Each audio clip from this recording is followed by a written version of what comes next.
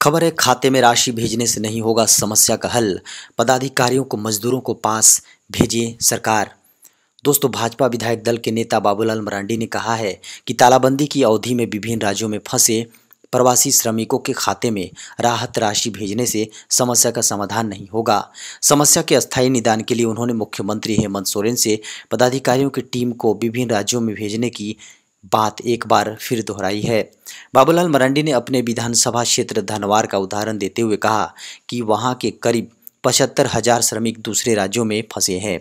यदि इन्हें 1,000 और 2,000 की राशि सहायता कर भी दी गई तो आशंका बनी रहेगी कि प्रभावित मजदूरों के परिवारों के बीच इस राशि का सही ढंग से वितरण हो भी रहा है या नहीं।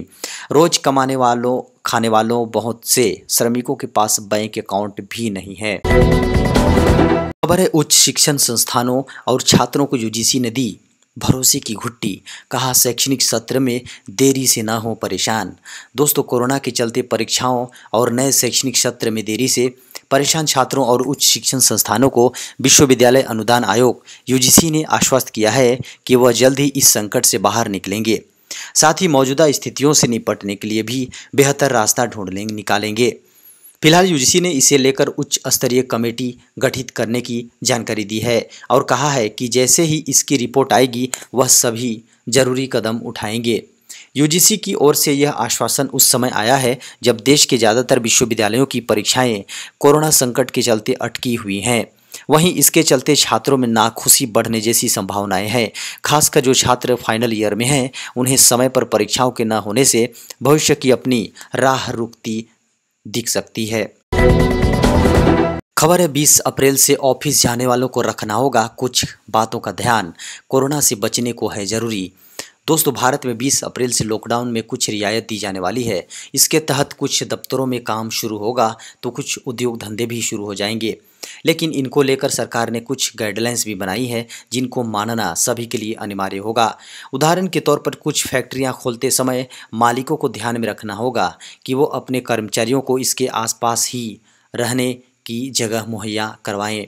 ऐसा इसलिए किया गया है, इससे वे आने जाने में होने वाले संक्रमण के खतरे से बचे रहें। इसके बावजूद एक बात सच ये भी है कि हर काम सरकार के जिम्मे ही छोड़ देना सही नहीं है। इसके लिए हमें खुद को बदलना होगा और दूसरों को भी जागरूक करना होगा। खबर है, एयर इंडिया ने शुरू की चुनिंदा घरेलू रूट्स पर 4 मई की उड़ानों की बुकिंग। दोस्तों, एयर इंडिया ने चुनिंदा घरेलू रूट्स पर 4 मई एवं उसके बाद की उड़ानों की बुकिंग शुरू कर दी है।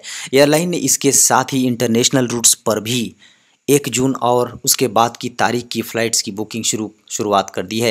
एयर इंडिया की वेबसाइट के एक नोटिफिकेशन में कहा गया है, वैश्विक स्तर पर स्वास्थ्य से जुड़ी चिंताओं के कारण वर्तमान में हम 3 मई 2020 की तारीख तक घरेलू एवं 31 मई 2020 तक की तारीख तक की अंतर्राष्ट्रीय उड़ानों के लिए टिकटों की बुकिंग नहीं कर रहे हैं। इसका मतलब है कि सरकारी एयरलाइन कंपनी की घरेलू उड़ान सेवाएं 3 मई और अंतर्राष्ट्रीय फ्लाइट से जुड़ी सेवाएं 31 मई तक के लिए निलंबित हैं। एयरलाइन की ओर से जारी नोटिफिकेशन में कहा गया है कि 4 मई 2020 से चुनिंदा घरेलू उड़ानों एवं 1 जून 2020 से अंतर्राष्ट्रीय उड़ानों की बुकिंग खुली हुई है।